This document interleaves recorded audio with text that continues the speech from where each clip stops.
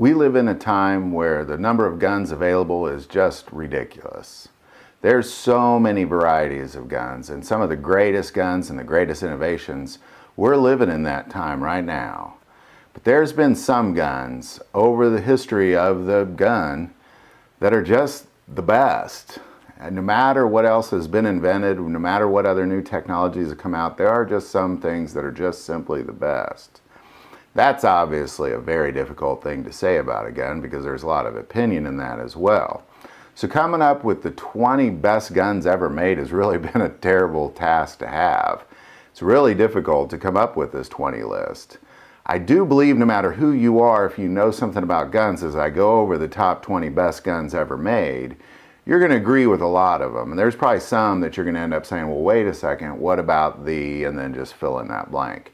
This was a very difficult list to come up with. And I do have some runners up. I typically don't give the runners up, but because I know it's hard to come up with the best guns ever made list, you got to have some runners up. So that's what we're going to talk about today. This is the 20 best guns ever made. Came up with this list based on a few things other than my personal opinion. There's a large variety and purposes of guns that I have on this list as well. So a big part of it was public opinion on who thinks what's best. Numbers sold, proven track record, performance, durability. Now what I'm talking about with durability is battle worthy or hunting worthy with decades of years of use. And that's how I came up with this list. So we'll just get started right away with number 1, the 1911. Invented by John Browning, this is a semi-automatic, single-action, recoil-operated pistol, typically shooting a .45 ACP. This was the first military semi-automatic sidearm, being originally used by the Air Force and the Marines in 1911 and then adjusted to the entire military force from 1911 to 1984 when it was replaced by the Beretta 92. There's been countless numbers of 1911 made. It's probably the most popular style of pistol even today. Most modern semi-automatic pistols in some way have been based on the 1911 design. Number 2, Mauser 98. There's been over 100 million Mauser 98s made, also referred to as the Urich 98. Is a German bolt rifle that is stripper clip loaded, produced between 1898 and 1935. Played a significant role in both World War I and World War II, firing the 7.92 by 57. Even today, most modern bolt rifles are based on the M98's design and engineering. Number 3, CZ75. This is, in my opinion, the best pistol design really ever. Love the internal slide. I think it's what makes it more accurate over most other semi-automatic pistols. It is a semi-auto 9mm and is the most potential for accuracy and consistency than any other general design, I believe.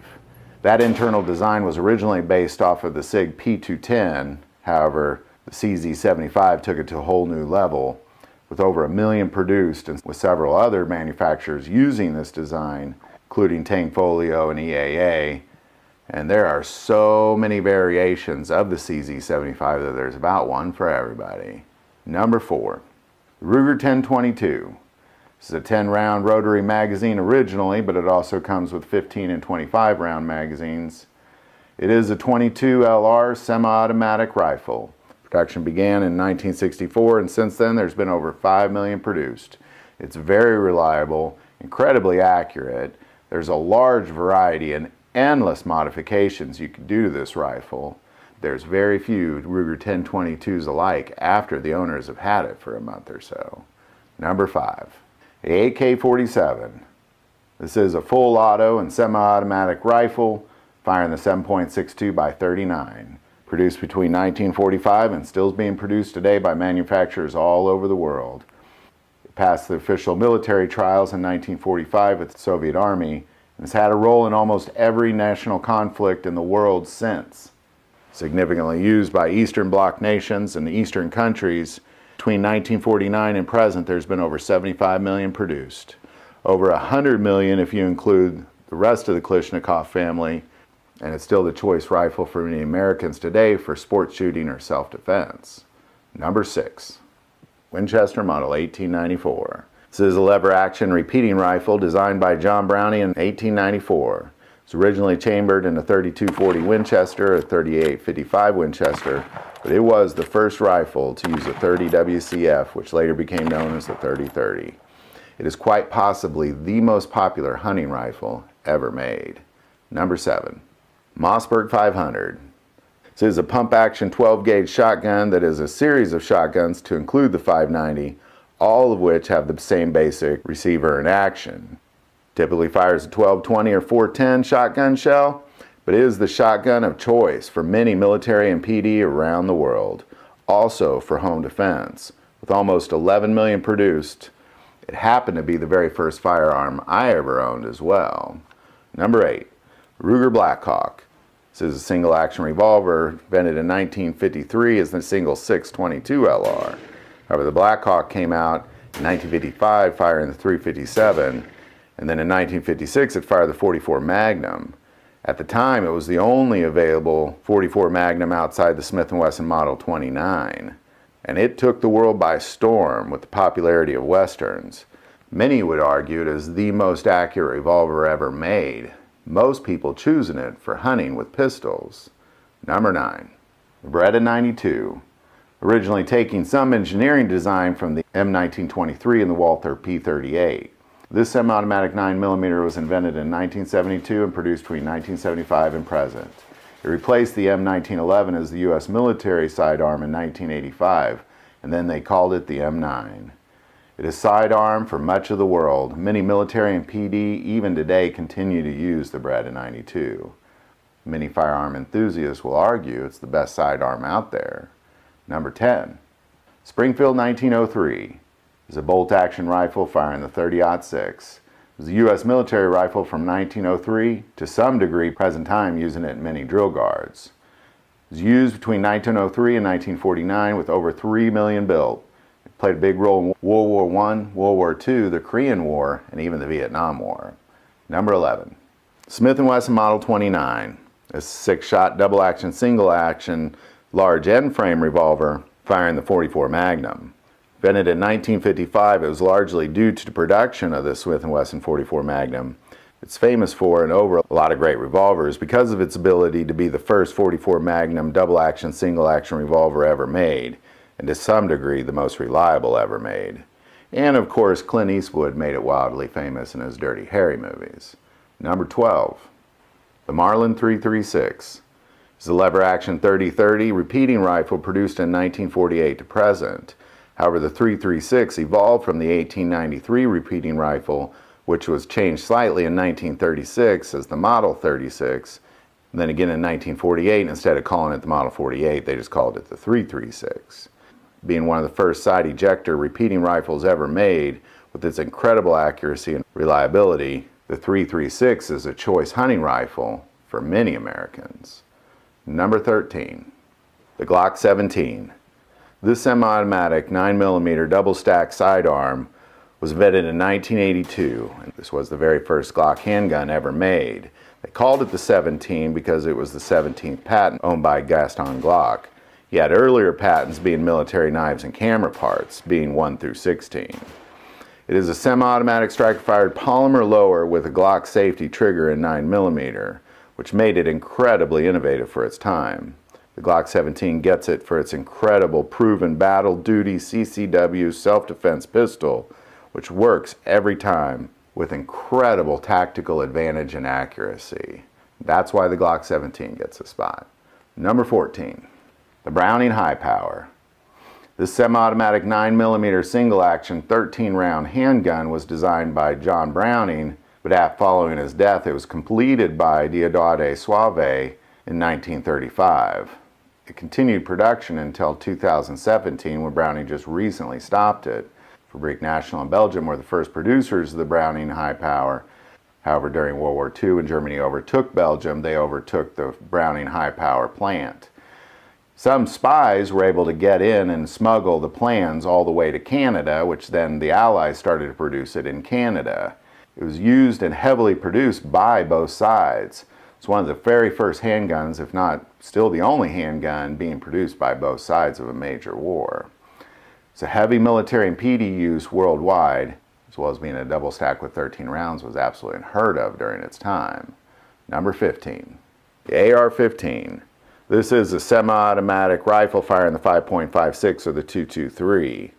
After getting past its early jamming issues in Vietnam, it's seen almost every battlefield on the planet since its beginning, like the AK-47. It still continues to be the choice for most military and PD worldwide. It's the first choice for sportsmen and self-defense in America. Its incredible accuracy, reliability, and capacity mixed with so many modifications. There are very few AR-15s alike after an owner has had it for a few months. Number 16, the Colt Single Action Army. This is a 6-shot single action revolver dubbed the M1873, or the Model P. It's also referred to as the Peacemaker. It was invented in 1872 for the 1873 military trials. Private production began in 1883 and off and on even to this present. General Patton carried one in World War II with an ivory handle. There's countless versions produced, still an awesome choice for hunting or a ranch sidearm. I personally bought in a Birdie Model 1873 45 long Colt with a 3.5-inch barrel and a bird's head grip for CCW.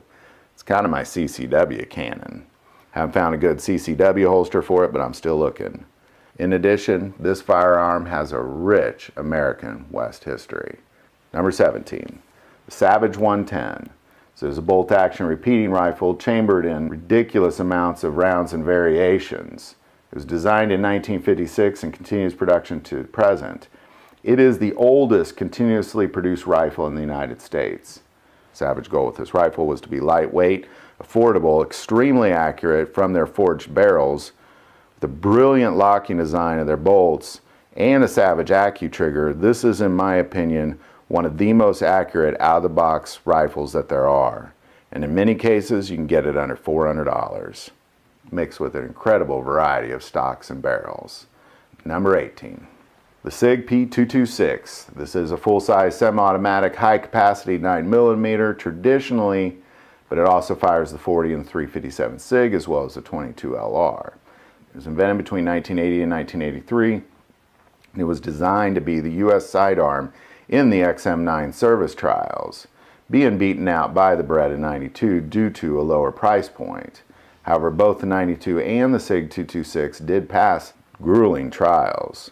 Sig P226 is choice for military and PD sidearm around the world. Still choice for many for self-defense and home defense.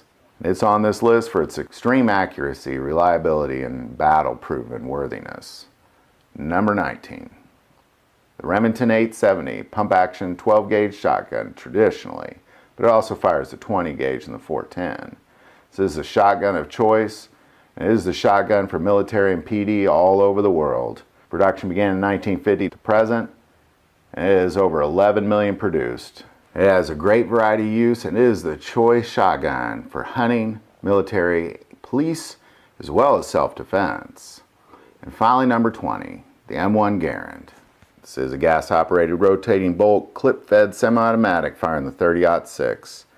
It's known for its quick reloading and incredible accuracy. Designed in 1928 and produced mostly between 1934 and 1957, with some still being produced today. There's been over 5.5 million of these produced. An outstanding semi-automatic with performance over 500 yards. General Patton referred to this rifle as the greatest battle implement ever devised.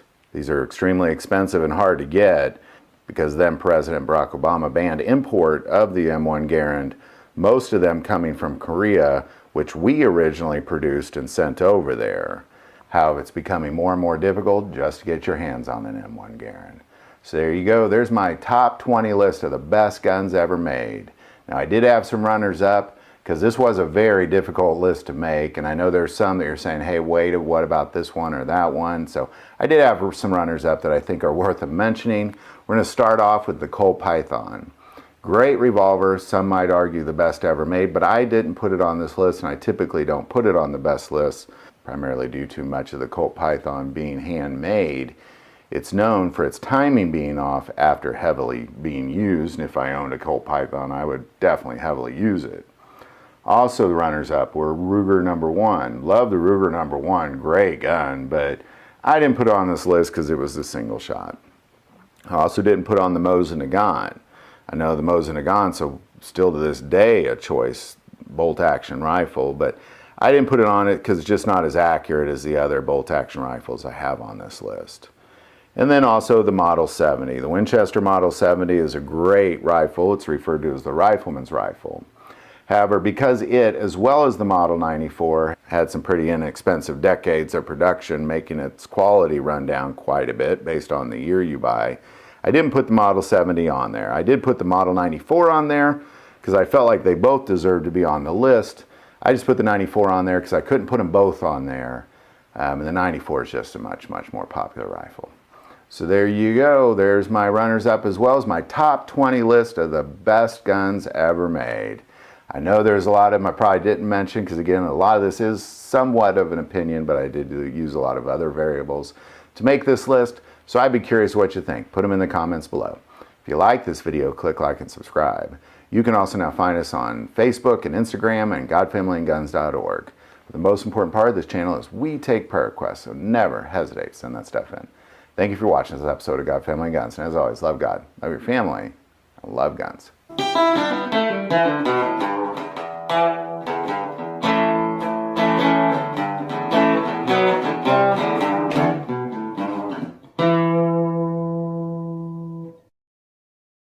As many of you may or may not know, about a year ago I was dealing with a very serious heart condition. And through some procedures and a dramatic change in my lifestyle, I've found my way to a whole different level of health.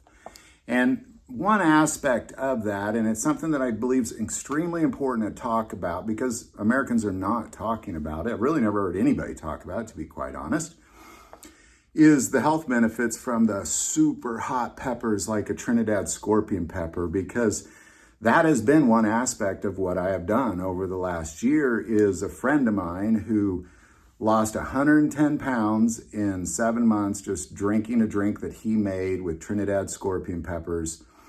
I've been doing that as well. I saw how it changed him. I wanted in on that. And what it has done is, it's been one aspect of it. Of course, diet, exercise, that sort of thing is very important as well. But what this has done is not just allow me to lose weight, but I sleep better. I have a better outlook on life. I was actually having lunch with the guy that makes this the other day, and his brother committed suicide. He was dealing with addiction, he was dealing with depression, and he committed suicide. And my friend believes wholeheartedly, had he invented this drink before that, he would be alive today. And I kind of question that, like, well, that's a big statement to make. But ultimately what he's claiming is the capsaicins in those super hot peppers really satisfy your pituitary gland, which is the basis of addiction.